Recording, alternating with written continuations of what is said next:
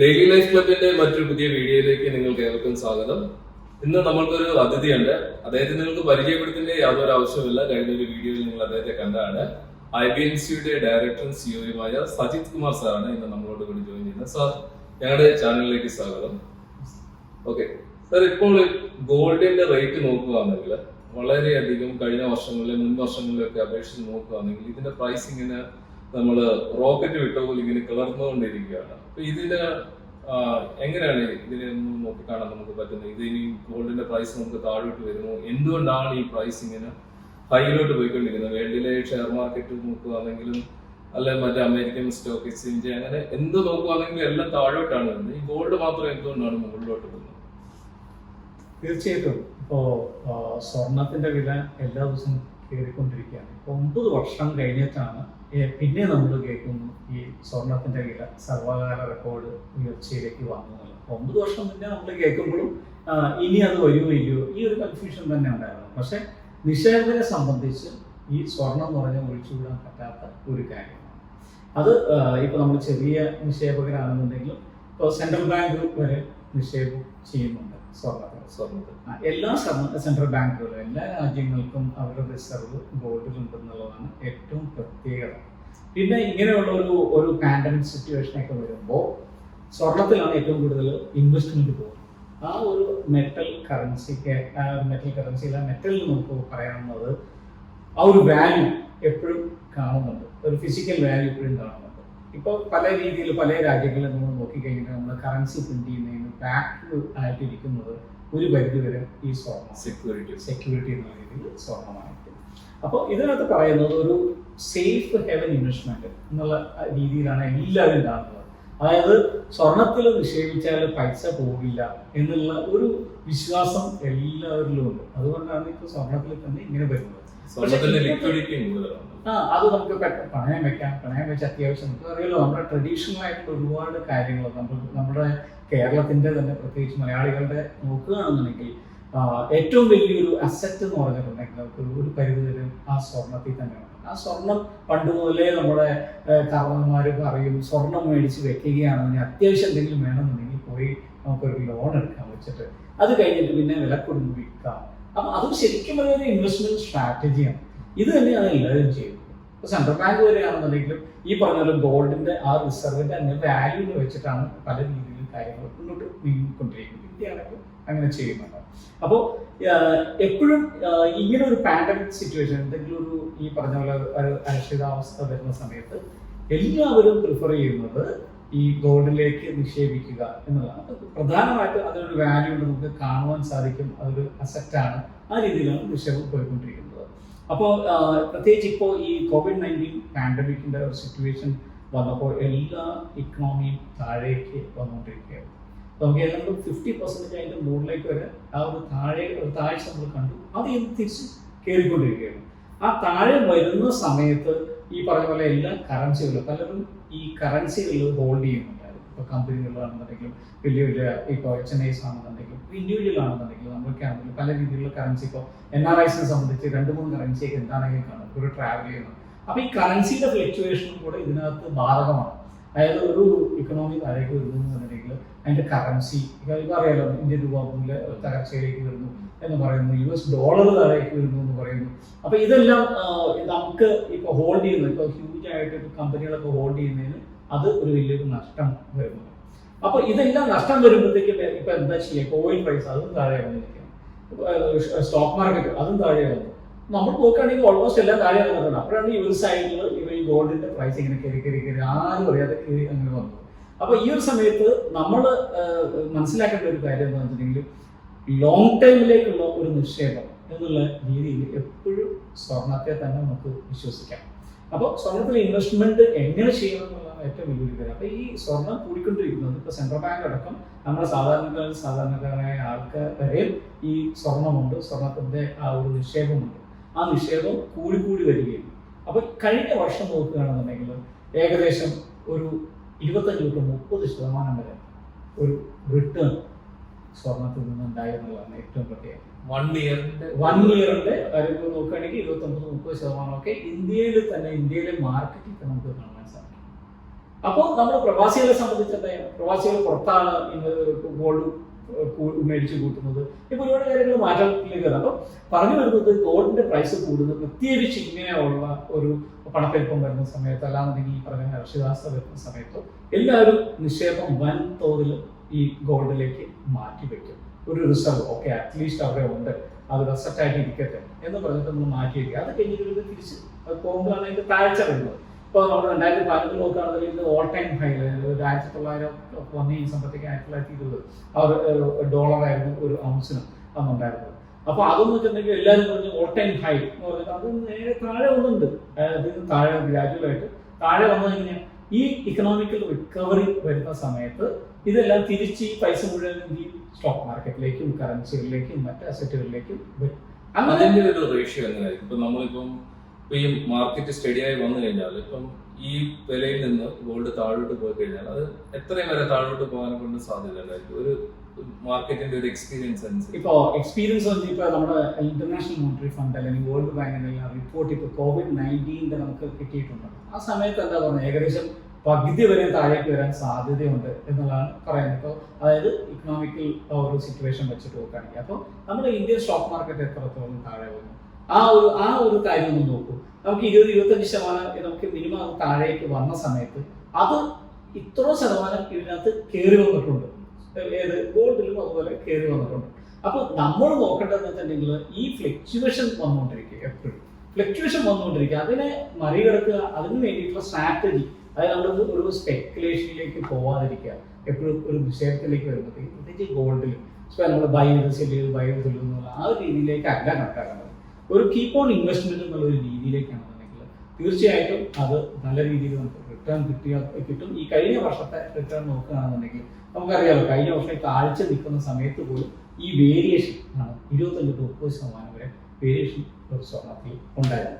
അപ്പോൾ സ്വർണത്തിന്റെ വില കൂടുന്നത് ഒരു സേഫ് ആയിട്ടുള്ള ഒരു നിക്ഷേപം. എപ്പോഴാണോ മാർക്കറ്റുകളിൽ ഒരു അൺസർട്ടനിറ്റി വരുന്നത് ആ സമയത്ത് ഈ ഇതിനകത്തേക്ക് മാറ്റും. അതുപോലെ സ്വർണത്തിലേക്ക് നിക്ഷേപം മാറ്റും. ഇതുപോലെ സെൻട്രൽ ബാങ്കുകൾ അടക്കം എല്ലാം ആ ഒരു സ്വർണത്തിലേക്ക് ബാക്കിയുള്ള നിക്ഷേപങ്ങളിൽ നിന്ന് മാറുന്നതാണ് ഏറ്റവും കൂടുതലായിട്ട് ഈ ഒരു സ്വർണം ഈ ഒരു വില ഉയരാൻ കാരണം.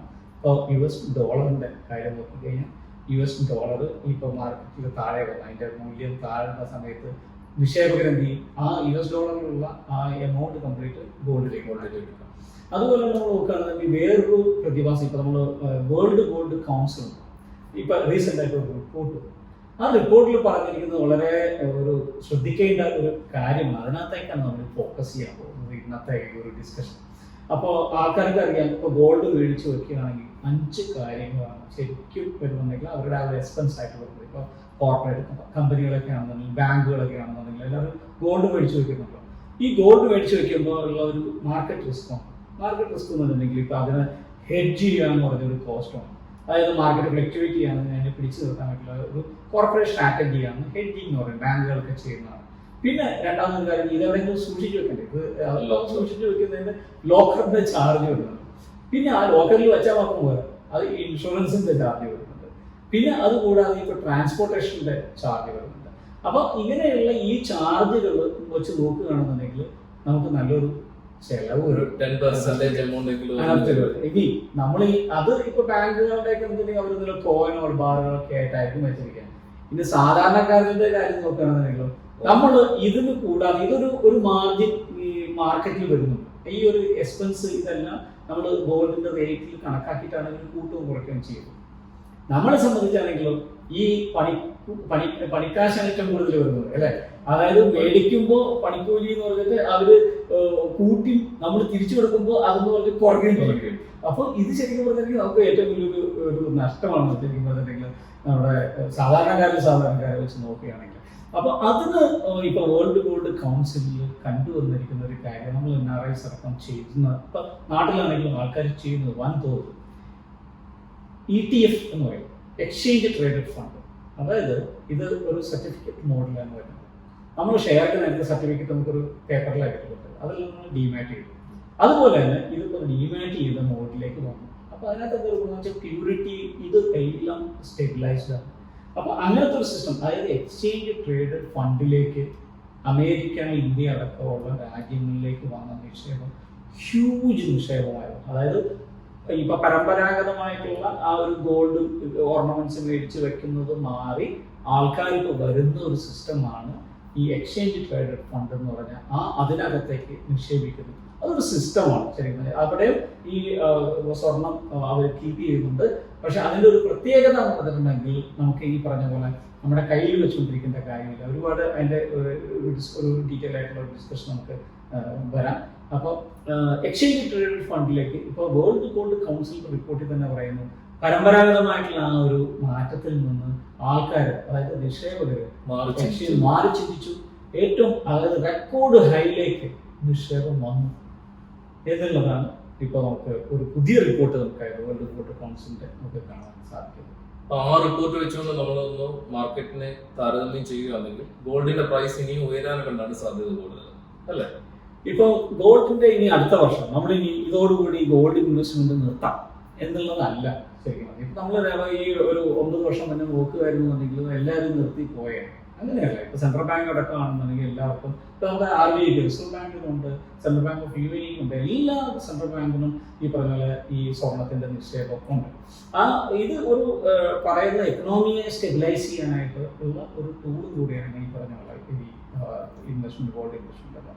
ഇപ്പോൾ ഗോൾഡ് ഇൻവെസ്റ്റ്മെന്റ് ഇപ്പോൾ നമ്മൾ മാറ്റി ഒരു ചിന്തയിലേക്ക് വന്നു, ETF വന്നു എന്ന് പറഞ്ഞിട്ടുണ്ടെങ്കിൽ ഈ ഓർണമെന്റ്സ് കാര്യങ്ങൾ മേടിച്ച് കൂട്ടി വെക്കുന്ന ഒരു സിസ്റ്റം മാറി. നമുക്കറിയാം ഒരു 3-4 വർഷം മുന്നേ എല്ലാവരും പറഞ്ഞുകൊണ്ടിരുന്നത് എന്താ, കോയിനിലേക്ക് മാറി. ഗോൾഡ് കോയിൻ മേടിക്കുന്നത് നല്ലതാണ്, അല്ലെങ്കിൽ ഗോൾഡ് ചെറിയ ബാർ മേടിച്ചിരിക്കുന്നത് നല്ലതാണ് ഇത് എന്ന് പറഞ്ഞുകൊണ്ടിരുന്നു. അത് ഒരു സെക്കൻഡ് സ്റ്റേജ് ആയിരുന്നു. ഓർണമെന്റ്സ് അല്ലാതെ കുറച്ച് ഓർണമെന്റ്സ് മേടിക്കും. ഓർണമെന്റ്സ് ഒഴിവാക്കാൻ പറ്റില്ല. ഓർണമെന്റ്സ് മേടിക്കും, പിന്നെ അതിന് കുറച്ച് അത്യാവശ്യം ആഭരണങ്ങൾ മേടിച്ച് കഴിഞ്ഞിട്ടുണ്ടെങ്കിൽ കോയിനോ ചെറിയ കോയിനോ ഒക്കെ ആയിട്ട് മേടിച്ചു കൊടുക്കും. അങ്ങനെ മേടിച്ചു കൊടുക്കും. നമുക്ക് അവൈലബിൾ. നേരത്തെ അത് അവൈലബിൾ ആയിരുന്നില്ല, അത്ര കിട്ടില്ലായിരുന്നു. ഇപ്പൊ എല്ലാ ജ്വല്ലറികളിലും അതും അവൈലബിൾ ആണ്. ഇതിപ്പോ മൂന്നാമത്തെ ഒരു പടിയും കൂടെ കൂടിയേക്കും. അപ്പൊ ആദ്യം ഈ മേക്കിംഗ് കോസ്റ്റ്, അതായത് അതാണ് പ്രധാനപ്പെട്ട ഒരു കാര്യം. പിന്നെ ബാക്കി പറഞ്ഞ പോലെ ഈ 4-5 എക്സ്പെൻസ് വേറെ അതിനകത്ത് വരുന്നുണ്ട്, ആഡോ നമ്മൾ അറിയാതെ. മേക്കിംഗ് കോസ്റ്റ് കൂടെ വന്നു കഴിഞ്ഞാൽ അത് കുറച്ച് ഒരു ആശ്വാസം കിട്ടാൻ വേണ്ടിയിട്ടാണ് കോയിനിലേക്ക് പോയത്. കോയിനിൽ ഈ ഓർണമെന്റ്സിനെ വെച്ച് മേക്കിംഗ് കോസ്റ്റ് കുറച്ച് കുറവാണ്. എനിക്ക് തോന്നുന്നു സീറോ അല്ല, കോസ്റ്റ് ഉണ്ട് അതിനകത്ത്. അതായത് ആ മിന്റിങ് കോസ്റ്റ് എന്ന് പറയും, അതുണ്ട്, മിന്റിങ് കോസ്റ്റ് ഉണ്ട്. അപ്പൊ ആ കോസ്റ്റ് എപ്പോഴും ഇതിനകത്ത് വന്നിട്ടുണ്ട്. ഇനിയും ഈ ETF വന്നു കഴിഞ്ഞിട്ടുണ്ടെങ്കിൽ ഈ കോസ്റ്റ് ഇല്ല, അതായത് മേക്കിംഗ് കോസ്റ്റ് ഇല്ല, സീറോ ആണ്. അപ്പൊ അതാണ് ഇതിന്റെ ഒരു ഏറ്റവും വലിയൊരു പ്രത്യേകത. അപ്പൊ എക്സ്ചേഞ്ച് ട്രേഡഡ് ഫണ്ട് ഇപ്പൊ ആഗോളതലത്തിൽ ഇപ്പൊ ഇന്ത്യയിൽ നോക്കുകയാണെന്നുണ്ടെങ്കിലും ഇന്ത്യയിൽ Bombay stock exchange, national stock exchange നോക്കി കഴിഞ്ഞാൽ നിക്ഷേപം അത്രയ്ക്ക് കയറിയിരിക്കുകയാണ്.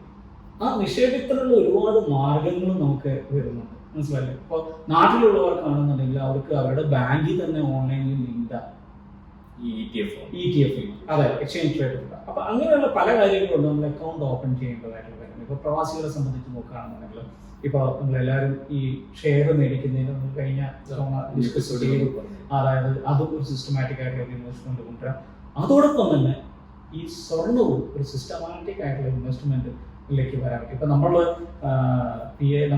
പ്രാക്ടീസ് എന്താ, പ്രവാസികളുടെ ഒരു ഫാമിലി ആയിട്ട് പോകുന്നു, ജ്വല്ലറി പോകുന്നു, അപ്പോൾ അവിടെയുള്ള പരിചയക്കാരുണ്ടാവുന്നു.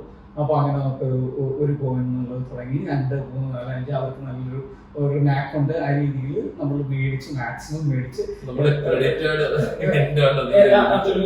വരുന്നു, തിരിച്ചു വരുന്നു. ഇതാണ് ഇപ്പോൾ ചെയ്തുകൊണ്ടിരിക്കുന്നത്. അപ്പോൾ ഇപ്പോൾ നമ്മൾ പ്രവാസികൾ ഒരുപാട് പാഠം പഠിച്ചു ഈ COVID-19. അപ്പോൾ എന്താ കാര്യം, അവർക്ക് എന്താ ഏറ്റവും വലിയ ഡിഫറൻറ്റ്, ഇവിടെ അക്യുമുലേറ്റ് ചെയ്തുകൊണ്ടിരിക്കുന്ന ഗോൾഡ് മുഴുവൻ കയ്യിലുണ്ട്, അതൊരു അസറ്റാണ്.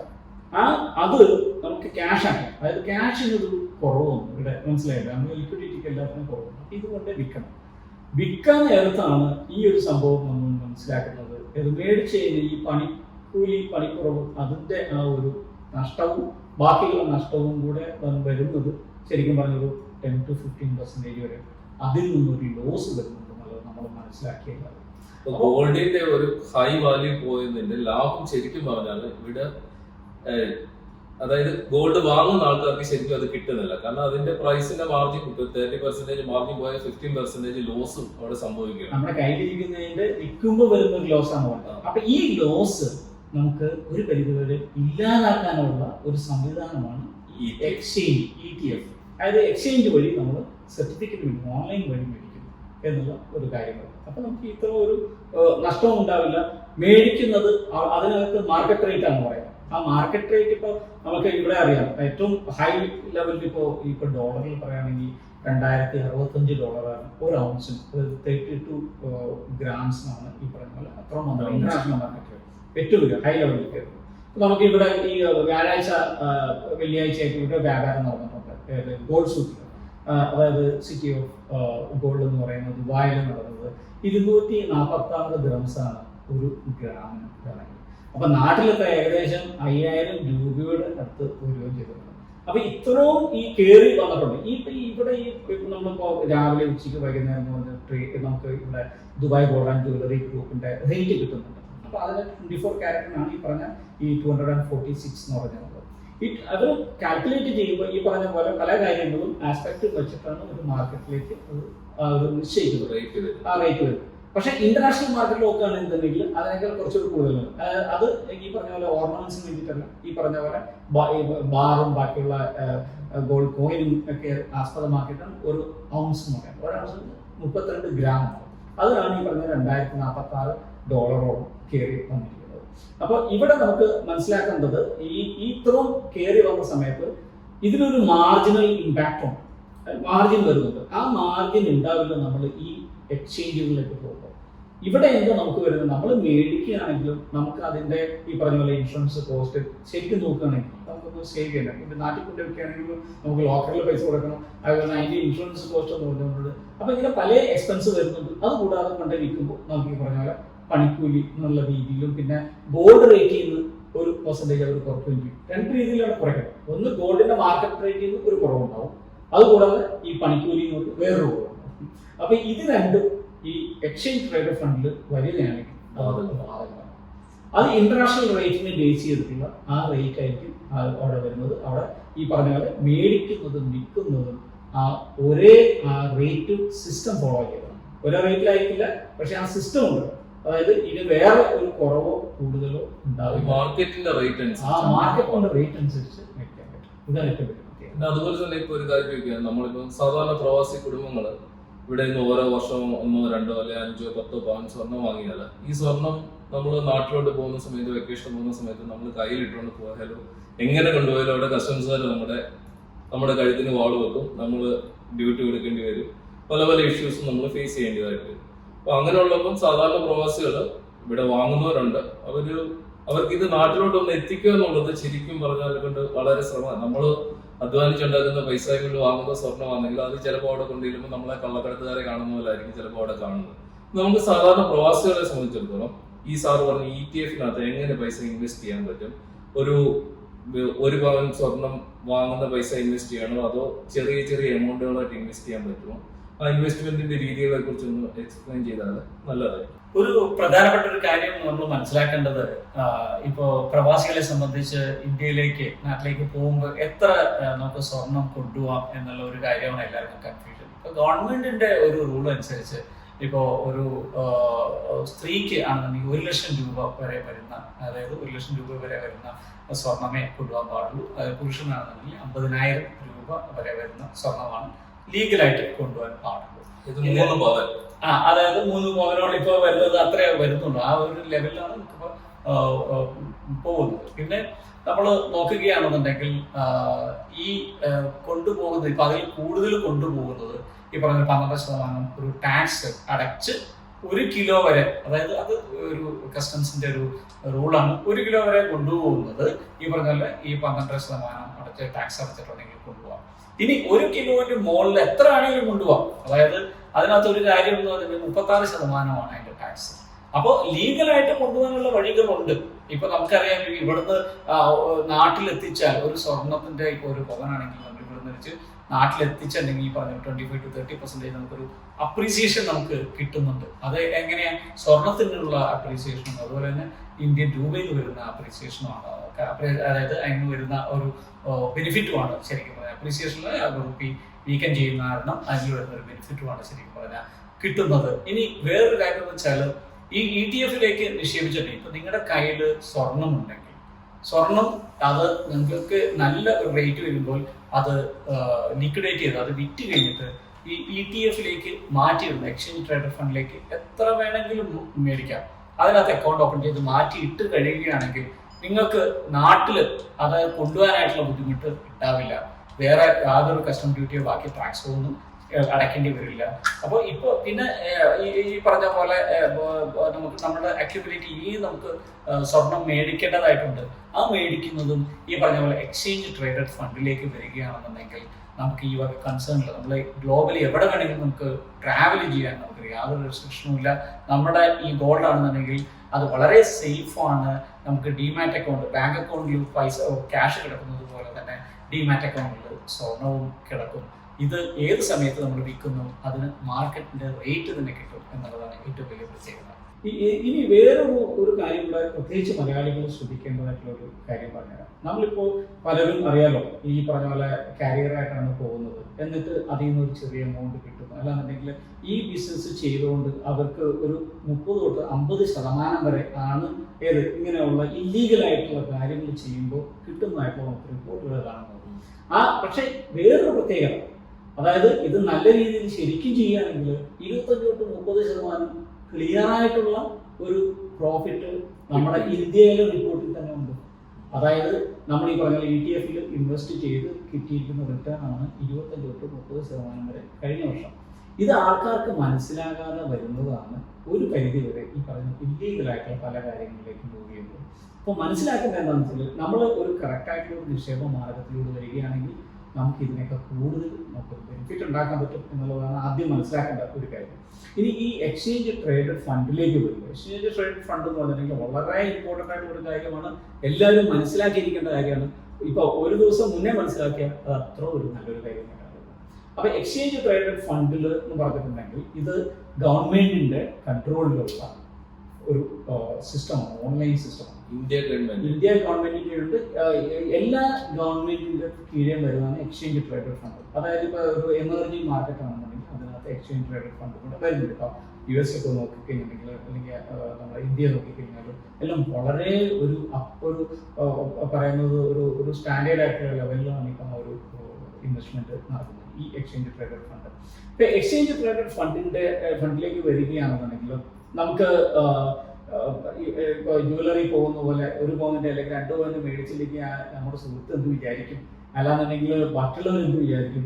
അപ്പോൾ വളരെ കൺസേൺ നമുക്ക്, അതായത് പിന്നെ മേടിക്കാതിരിക്കാൻ പറ്റില്ലല്ലോ എന്ന് പറഞ്ഞ് പോയി മേടിക്കുന്നുണ്ട്. അപ്പോൾ അതിനകത്ത് ചിലപ്പോൾ ക്രെഡിറ്റ് കാർഡ് യൂസ് ചെയ്യുന്ന വരും. ക്രെഡിറ്റ് കാർഡ് യൂസ് ചെയ്യുമ്പോഴത്തേക്ക് അതിന് 36% വേറെ ഇൻട്രസ്റ്റ് കൊടുക്കേണ്ടതായിട്ട് വരും. ഈ ലോസ് ഒന്നും നമ്മൾ മനസ്സിലാക്കുന്നില്ല. അപ്പോൾ ഇതിനൊക്കെ ഒരു പരിഹാരം എന്നുള്ള രീതിയിൽ ഇപ്പോൾ പഴയ ട്രഡീഷണൽ ആയിട്ടുള്ള കാര്യങ്ങൾ മാറ്റി വയ്ക്കുക. നമ്മൾ ഒരുപാട് അഡ്വാൻസ്ഡ് ആയി. ഇപ്പോൾ COVID-19 വന്നപ്പോൾ ഏതാണ്ട് 10 വർഷം നമ്മൾ നേരത്തെ പറയണ്ടേ, 10 വർഷം മുന്നോട്ട് പോയ ഒരു കാര്യമാണ്. അത് നമ്മൾ ഏറ്റവും കൂടുതൽ എപ്പോഴാണോ നമ്മൾ അക്സെപ്റ്റ് ചെയ്യുന്നത് എന്നാ പറഞ്ഞാൽ നമുക്ക് ഗ്രോത്ത് ഉണ്ടാവും.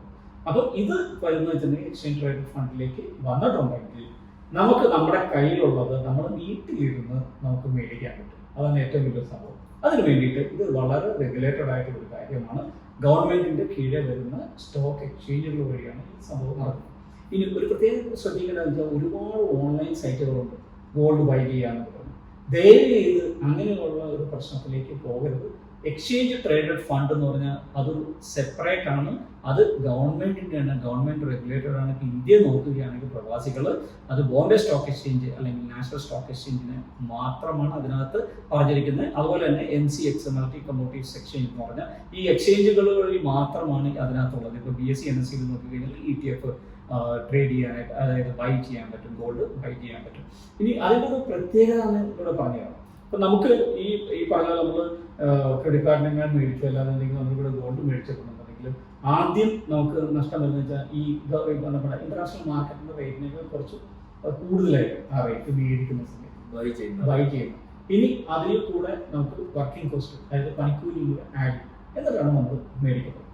ഇനി വേറെ കാര്യം ശ്രദ്ധിക്കേണ്ടതെന്ന് വെച്ചിട്ടുണ്ടെങ്കിൽ ഇത് നമ്മൾ കൊണ്ടുവന്ന് കഴിഞ്ഞിട്ട് നമ്മൾ ക്രെഡിറ്റ് കാർഡിനെ മേടിക്കണമെങ്കിൽ അതിന്റെ ഇൻട്രസ്റ്റ് നമ്മൾ ആഡ് ചെയ്യും. ഇത് കഴിഞ്ഞിട്ട് നമ്മളെല്ലാം സെറ്റിൽ ചെയ്ത് തിരിച്ച് വിൽക്കാൻ പോകുമ്പോൾ ഇത് കൂടെ നേരെ താഴത്തേക്കാണ് നടക്കുന്നത്. അതിന് ഉപരി ഇപ്പോൾ എക്സ്ചേഞ്ച് ട്രേഡഡ് ഫണ്ട് എന്ന് പറഞ്ഞാൽ നമ്മളവിടെ 0.01 ഗ്രാം തൊട്ട് മേടിക്കും. 0.01 ഗ്രാം എന്ന് പറഞ്ഞിട്ടുണ്ടെങ്കിൽ 45 രൂപ 45 രൂപ തൊട്ട്, അതായത് ഒരു പറഞ്ഞിട്ടുണ്ടെങ്കിൽ 2.5 ദിറം തൊട്ട് വാല്യൂ മൾട്ടിപ്പിൾ ആയിട്ട് എത്ര വേണമെങ്കിലും പൈസ ഉള്ള പോലെ മേടിച്ചോളൂ. ഇനി ഇതൊരു ജ്വല്ലറി പോയി മേടിക്കേണ്ട കാര്യമില്ല, ആരും അറിയാൻ പോകുന്നില്ല ഇതിന്റെ കാര്യം. അപ്പോൾ അക്കൗണ്ട് ഓപ്പൺ ചെയ്തിട്ടുണ്ടെങ്കിൽ അവിടെ ഒരു ഈ പറഞ്ഞ ബാങ്ക് അക്കൗണ്ട് പോലെ തന്നെ ഒരു ഡിമാറ്റ് അക്കൗണ്ട് ഉണ്ട്. നമ്മൾ ഷെയർ എവിടെയാണ് മേടിച്ചു വെക്കുന്നത് അവിടെ തന്നെയാണ് ഇതിന് ക്രെഡിറ്റ് ചെയ്യുന്നത്. അപ്പോൾ ഏറ്റവും വലിയൊരു കാര്യം മനസ്സിലാക്കേണ്ടത്, ഇപ്പോൾ നിക്ഷേപ മാർഗത്തിൽ 2 കാര്യങ്ങളാണ് ഇപ്പോൾ പ്രവാസികൾ ശ്രദ്ധിക്കുന്നത്. ഒന്ന്, ഓഹരികളിലേക്കുള്ള നിക്ഷേപം കൂട്ടണം. അതായത് FD, ഫിക്സഡ് ഡെപ്പോസിറ്റ് ഇൻട്രസ്റ്റ് കുറഞ്ഞുകൊണ്ടേയിരിക്കുക, നമുക്ക് ഡിപ്പെൻഡ് ചെയ്യാൻ പറ്റില്ല. അപ്പോൾ ആ ഓഹരിയിലേക്ക് നിക്ഷേപിക്കണം എന്നുണ്ടെങ്കിൽ നമ്മൾ നേരത്തെ പറഞ്ഞത് ഒരു ഇൻഡെക്സ് സ്ട്രാറ്റജി പറഞ്ഞിട്ടുണ്ടായിരുന്നു. അങ്ങനെയാണ് സിസ്റ്റമാറ്റിക് ഇൻവെസ്റ്റ്മെന്റ് പ്ലാൻ അതിനകത്തേക്ക് വന്നാൽ വളരെ സുഗമമായിട്ട് നമുക്ക് നിക്ഷേപത്തിൽ നിന്ന് നമുക്ക് റിട്ടേൺ ഉണ്ടാക്കാം. അതേപോലെ തന്നെ ഇപ്പൊ രണ്ടാമത്തെ ഒരു മാർഗമാണ് നമ്മളിപ്പോ ഈ ഒരു വീഡിയോ ചാനലിൽ കൂടെ നമ്മൾ പറയുന്നത്, അത് സ്വർണം കൂടെ നമ്മുടെ ആ ബാസ്ക്കറ്റിലേക്ക് കൂട്ടാം. സ്വർണം കൂടെ ഇപ്പൊ ഈ പറഞ്ഞ പോലെ ഇപ്പോ എല്ലാവരും വിചാരിക്കും 10,000 20,000 ദിറംസ് ഉണ്ടെങ്കിൽ മാത്രമേ നമുക്ക് ഒരു സ്വർണ്ണത്തിലേക്ക് ഇൻവെസ്റ്റ് അത്യാവശ്യം മേടിക്കാനായിട്ട് പോകും. അതൊന്നുമില്ല. ഈ പറഞ്ഞ പോലെ 2.5 ദിറം തൊട്ട് എത്രയും സാധാരണക്കാർ വരെ ഇവിടെയുണ്ട്, ജീവിക്കുന്നുണ്ട്, മലയാളികളുണ്ട്. അപ്പം അവർക്ക് വരെ യൂസ് ചെയ്യാൻ പറ്റുന്ന 2 രീതിയാണ് ഇപ്പോൾ നമ്മൾ IBNC ഇൻട്രൊഡ്യൂസ് ചെയ്തിരിക്കുന്നത്. ഒന്ന്, ഓഹരിയിലേക്ക് നമ്മൾ ഇൻവെസ്റ്റ് ചെയ്യാതിരിക്കാൻ പറ്റില്ല. എന്താ കാര്യത്തിലെങ്കിൽ അതാണ് ഇൻ ഫ്യൂച്ചർ സ്വർണ്ണത്തിലേക്ക് ഇൻവെസ്റ്റ് ചെയ്യാതിരിക്കാൻ പറ്റില്ല. അപ്പം ഇത് രണ്ടിനും ഈ പറഞ്ഞ പോലെ അപ്പ് ആൻഡ് ഡൗൺവേർഡ് ട്രെൻഡും ഉണ്ടാവും. അത് തീർച്ചയായും ഉറപ്പാണ്, അതില്ലാതെ ഒരു മാർക്കറ്റില്ല. പക്ഷെ അതിൽ നിന്ന് എങ്ങനെ നമുക്ക് കൂടുതൽ അത് നമുക്ക് ഒരു ബെനിഫിറ്റ് ഉണ്ടാക്കാം എന്നുള്ളത്, അതാണ് സിസ്റ്റമാറ്റിക് ഇൻവെസ്റ്റ്മെന്റ് പ്ലാൻ. ശരിക്കും ഇത് ലോങ് ടൈം ഇൻവെസ്റ്റ്മെന്റ് ആണ്. അതായത് ഗോൾഡ് വാങ്ങി ഇന്ന് 1000-ന്റെ ഗോൾഡ് വാങ്ങി നാളെ 1200 വന്നപ്പം വിറ്റിട്ട് പിറ്റേ ദിവസം 900 വരുമ്പോൾ മേടിക്കുന്ന ആ ഒരു പ്ലാനിനേക്കാളും ഒരു സിസ്റ്റമാറ്റിക് ഓഹരി വിപണിയിലും സ്വർണ്ണ വിപണിയിലും എല്ലാവരും ഒരു മിസ്അണ്ടർസ്റ്റാൻഡ് ചെയ്തിരിക്കുന്ന ഒരു കാര്യമാണ്, ഇന്ന് മേടിച്ച് നാളെ വിൽക്കാം. അതായത് അതാണ് അതിന്റെ പ്രാക്ടീസ്. അങ്ങനെയല്ല. ഇനി നമ്മൾ കാണേണ്ടതെന്ന് വെച്ചിട്ടുണ്ടെങ്കിൽ ഇപ്പോൾ ഈ ഡിപ്പോസിറ്റ്, ഫിക്സഡ് ഡിപ്പോസിറ്റിന്റെ ഇപ്പൊ നമുക്ക് 7.5-8%, നേരത്തെ 12% 10 7.8% എന്നുള്ളത് ഇപ്പൊ 6% വന്നേക്കാണ്. അത് ഇനി താഴേക്ക് വരും. അപ്പോൾ നമ്മുടെ ഒരു പ്രാക്ടീസ് ഉണ്ട്, പണ്ട് മുതലുള്ള പ്രാക്ടീസാണ്. നമുക്ക് 3 കാര്യങ്ങൾ ഒഴിച്ചുവിടാൻ പറ്റും. ഒന്ന്, ഈ പറയുന്ന ഗോൾഡിലേക്ക്, പിന്നെ ഫിക്സഡ് ഡിപ്പോസിറ്റ്, പിന്നെ ലാൻഡ്. ഈ 3 കാര്യങ്ങളാണ് എല്ലാവരും ചെയ്തുകൊണ്ടിരിക്കുന്നത്. അപ്പോൾ ഈ 2 കാര്യങ്ങൾ നിങ്ങൾ ഇതിനകത്തേക്ക് മാറ്റുക. അതായത് ഒന്ന്, ഓഹരി നിക്ഷേപത്തിലേക്ക് മാറ്റുക, അത് സിസ്റ്റമാറ്റിക് ആയിട്ട് ഇൻവെസ്റ്റ്. അത് പറഞ്ഞാൽ സിസ്റ്റമാറ്റിക് എങ്ങനെ ഇൻവെസ്റ്റ് ചെയ്യുന്നത് പറഞ്ഞാൽ ഗോൾഡ് വരിക. അപ്പൊ ഇത് 2 പറഞ്ഞിട്ടുണ്ടെങ്കിൽ ഇപ്പൊ ഗോൾഡ് ശരിക്കും കയറി പോകുമ്പോൾ ഇപ്പോൾ ഷെയർ കുറച്ച് താഴെയാണെങ്കിൽ നമുക്ക് ആവറേജ് ചെയ്ത ഒരു പ്രോഫിറ്റ് നമുക്ക് ഉണ്ടാക്കാൻ പറ്റും. ആ ഒരു പ്രോഫിറ്റ് നമ്മുടെ അക്കൗണ്ടിലേക്ക് വരും. അപ്പൊ ചെയ്യേണ്ടതെന്ന് വെച്ചിട്ടുണ്ടെങ്കിൽ ഇതിന് പ്രോഫിറ്റോ അല്ലെങ്കിൽ മാർക്കറ്റ് മുകളിലേക്ക് പോവുകയാണോ അല്ലാതെ താഴേക്ക് വരികയാണോ, ഈ പറഞ്ഞ പോലെ ഓഹരി വിപണിയെല്ലാം കയറി അല്ലെങ്കിൽ ഇറങ്ങി, സ്വർണം കയറി ഇറങ്ങി, ഇതൊന്നും കൺസേൺ ആക്കിയിട്ട് കാര്യമില്ല. ഇതൊരു ഫിക്സഡ് ഡിപ്പോസിറ്റ് പോലെ 1 വർഷത്തേക്കാണെന്ന് ആദ്യം മനസ്സിലാക്കുക. ആ 1 വർഷത്തേക്ക് നമ്മൾ നിക്ഷേപിക്കേണ്ടത് ഒരു കാര്യം കൂടെയുണ്ട്.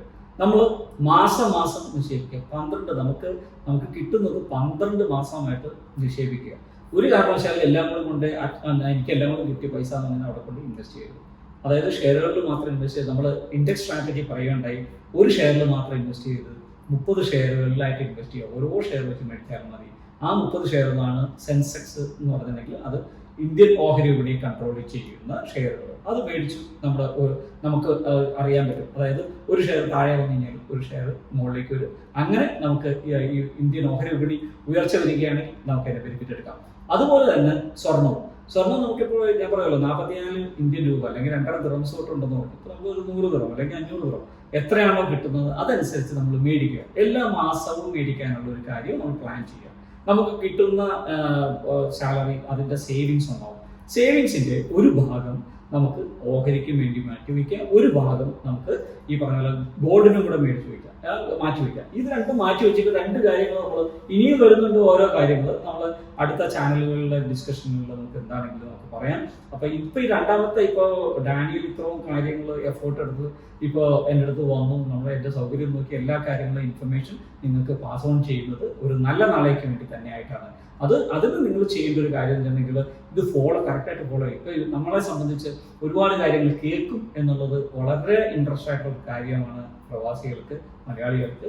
പക്ഷേ അത് ഫോളോ ചെയ്യാന്ന് പറഞ്ഞിട്ടുണ്ടെങ്കിൽ അത് വളരെ ബുദ്ധിമുട്ടുള്ള ഒരു കാര്യമായിട്ടാണ് നമുക്ക് കണ്ടുവരുന്നത്. പക്ഷേ ആ ഒരു കാര്യം നമുക്ക് മാറ്റിവെക്കണം. COVID-19 നമ്മളെല്ലാം മാറ്റിയിട്ടുണ്ട്. നമ്മൾ പുതിയൊരു ലോകത്തിലേക്ക്, പുതിയൊരു യുഗത്തിലേക്കാണ് വരുന്നത്. അപ്പൊ ഇങ്ങനെയുള്ള എന്തുകൊണ്ടാണ് ഇപ്പൊ ഇങ്ങനെയുള്ള ചാനൽ, ഡാനിയിൽ ഇങ്ങനെ ഒരു ചാനൽ കൊണ്ടുവരണം, ഈ ഒരു ഇൻഫർമേഷൻ എടുത്ത് എല്ലാവരുടെ സുഹൃത്തുക്കൾക്കും കൊടുക്കണം എന്നുള്ളൊരു കാര്യമുള്ളത്. അപ്പോൾ തീർച്ചയായിട്ടും അത് യൂട്ടിലൈസ് ചെയ്യാനായിട്ട് ശ്രമിക്കുക.